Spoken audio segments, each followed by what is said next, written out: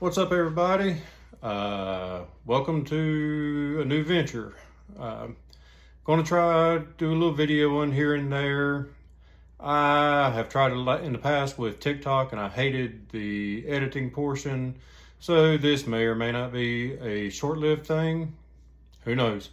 I guess we'll see. But want to do a little tutorial today on how I achieve the layered beard look on a lot of my, well, especially my Santa ornaments.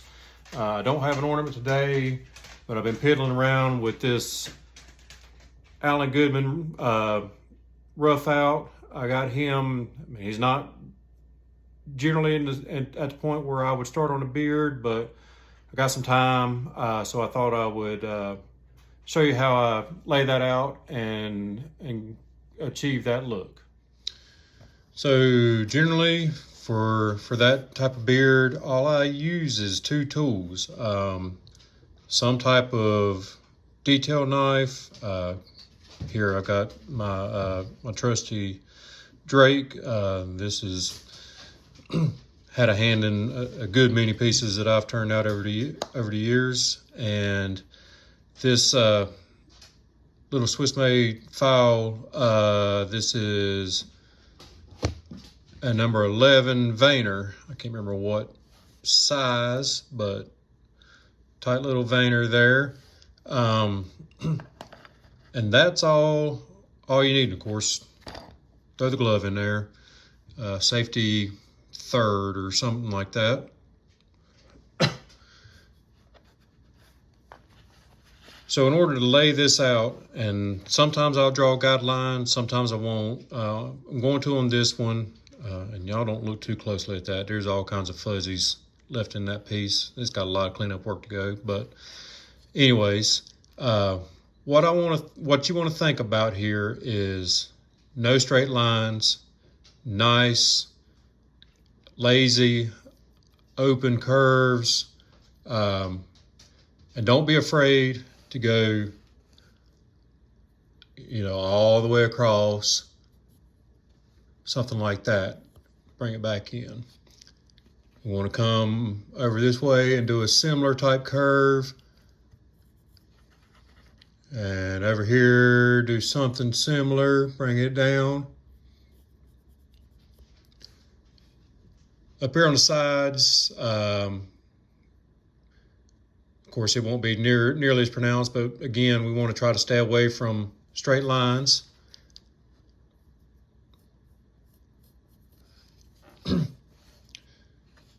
So that'll form the basis of his beard. From there, it's just as simple as making a nice, deep cut along those lines. And we want to get some serious depth here. Don't be timid with this cut. Go slow, because this is a type of cut that will pop out on you when you get to the end. You want to make sure you got all your appendages clear of that blade. Come back on the other side of that line and just connect it. And here we're going to just chunk that wood out. All I'm worried about here is getting some depth in that cut, because that depth is going to create a nice shadow and help build those layers. Down here, I really want to open that up, get that depth in there, so kind of give it a little bit of more wispy look on the ends.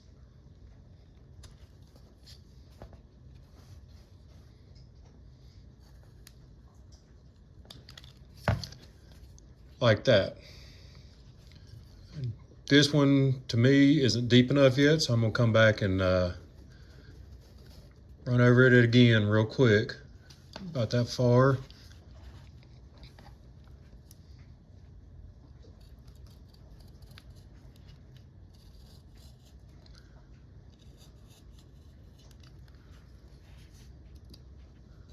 And we kind of round over these edges just a hair, not a ton, but give it a little bit of flow there, so it's not quite as jagged looking. So there is that one. Hope y'all can see what I'm doing. I don't have the best filming setup here. Come over to this next one over here, and the same thing. Bring it down. Just follow it around. I didn't grab it, but I have found that an upswept blade does well with this also. I just happen to have the Drake handy, so that's one I grabbed. Either works, but making these curves can be easier with that upsweep. Again, give that some good depth.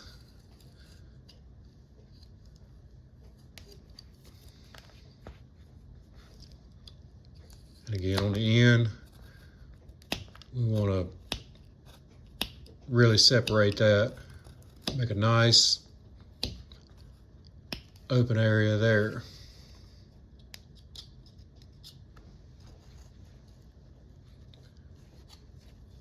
And just because of the way that one's sitting, I'm going to come back in and make a little stop cut to work too.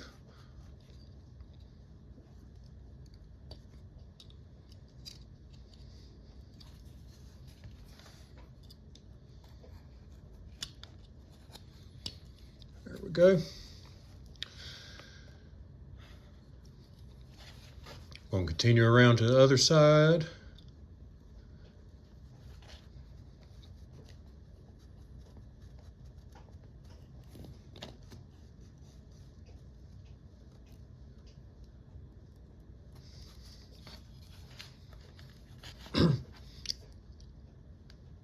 And when you're doing this, think about how hair flows. When you look at somebody's hair, you of course don't see individual strands. You see like layers and groups and whatnot, and it kind of flows in a pattern that, you know, it's going to be higher in some places and lower in others.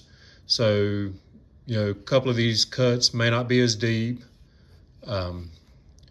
We want to give the impression of that flowing beard and not necessarily try to make it exactly right.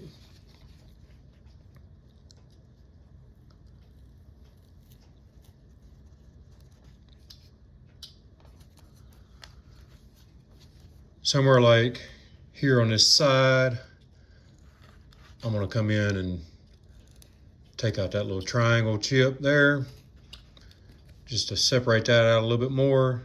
Throw another shadow in there.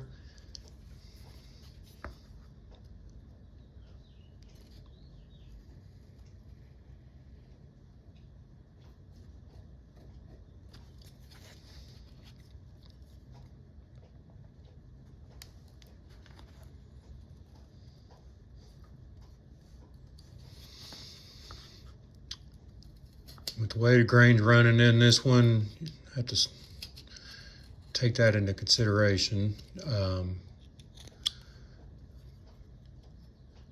You do have to be mindful of that grain and not rip out a big chunk that you kind of wanted to keep.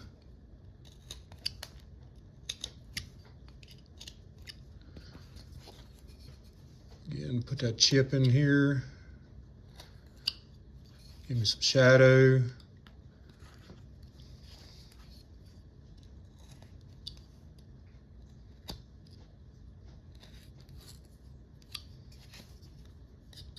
There we go.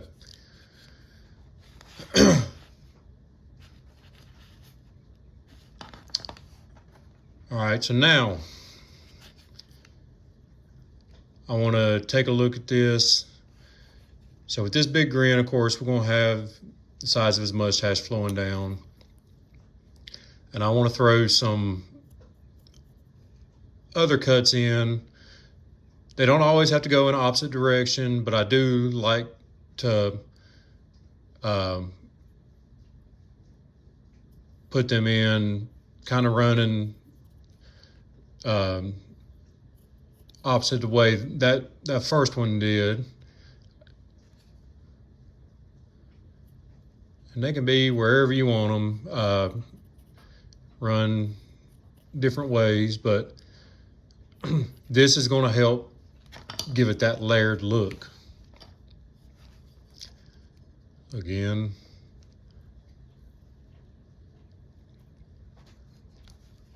just a nice deep cut along that line.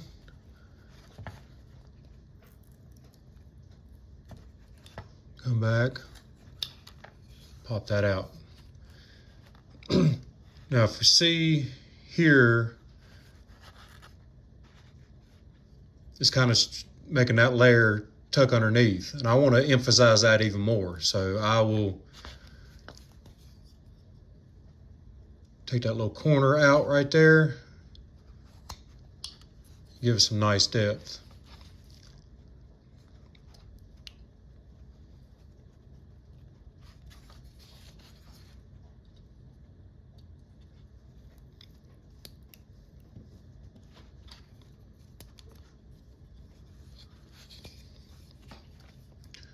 This one I want to actually take this upper corner and tuck it back in. So I'm gonna put some stop cuts in there and pull that back. So it'll push that layer kind of up underneath there. I'm gonna round that over just a touch. Bring that up a little bit, there we go.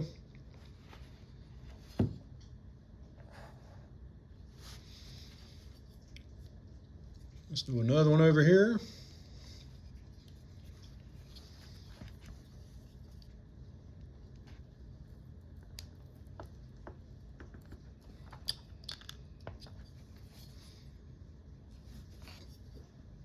And we'll put this one in. I think I'm gonna end up putting another one somewhere on this little section, just to break things up some more. Again, I want that corner tucked back in. So we'll really get it back in there. Take that triangle. So if you can see, we're getting some depth and multiple depths, I guess. Sorry, y'all, I kind of talk like English is my second language. But I don't want everything to be flat. You know, we want shadows, we want really deep areas, we want some not quite as deep, and of course, we want some big fluffy parts too, standing out.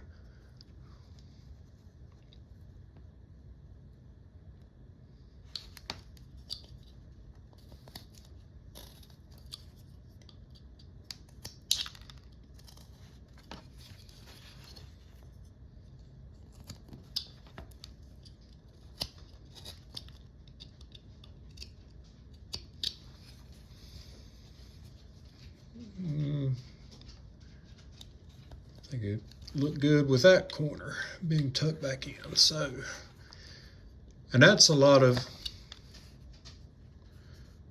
when I do this, that's pretty much all it boils down to. It's just what I think will look good in that spot. There's no real rhyme or reason to any of the layers that I put in there. Those of you who have followed my work and have seen the way I've been doing these as of late can tell no two look exactly the same. It's just kind of whatever's suiting me at the time. And I'm gonna probably come back and do the same thing on his hair. But after I get that part done, take the little veiner, And this, again, we want to just flow and be random and no straight lines. So we'll put in a few there. And again, watch your grain here and watch your depth of your cut on this one. We want some good depth. But you don't want to punch out a lot of that wood that's helping build those layers. And you kind of want to, way I like to do these is roll them into these cuts, these deeper cuts, so that it looks like that hair is kind of just wild and sticking out from every direction.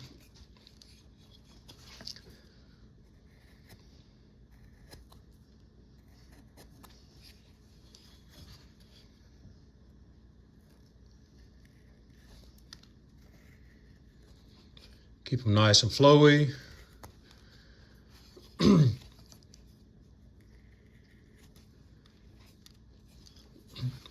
And we want to leave some of these smaller flat areas along here, because when you paint it, that's going to give you those highlight areas to really make it that depth pop out.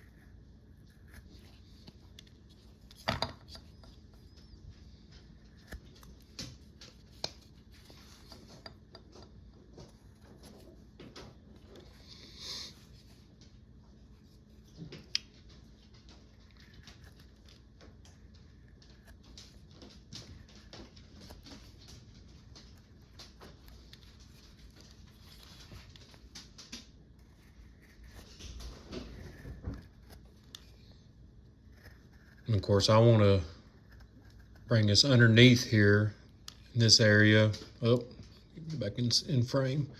In this area underneath here. That just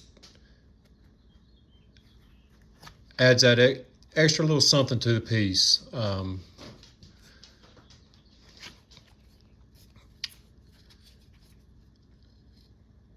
So just to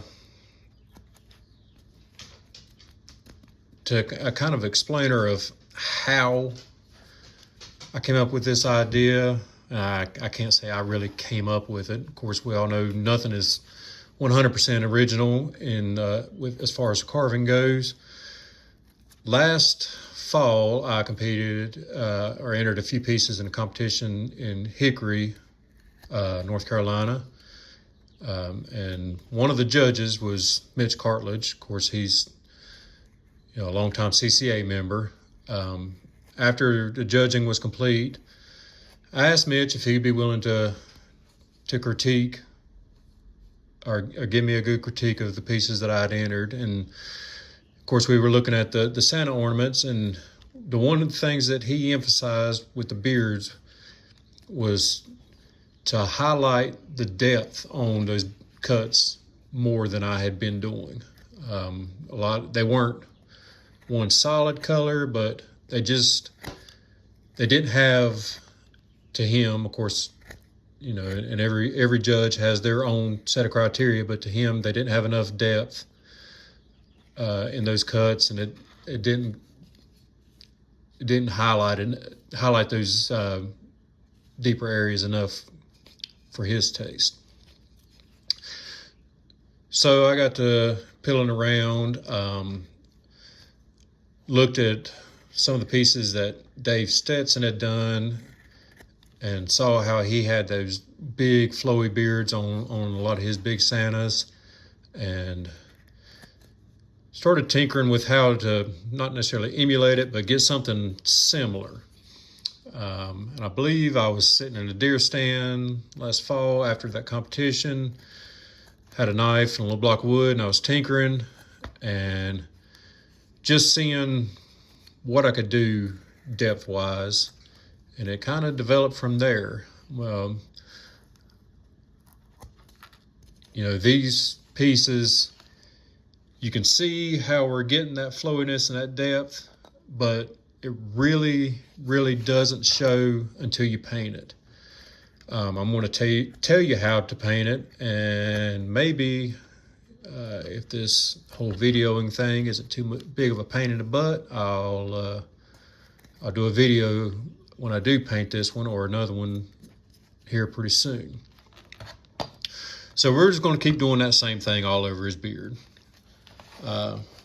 Send it back there, try to get a decent shot. So for paint, pre-treat, you know, if you want to pre-treat the piece, do whatever how you want to. I honestly have gone back to using boiled linseed oil on pieces. There's just something about it that I could not replicate with anything else. And I know there's some serious downsides to it. Those can be mitigated for the most part.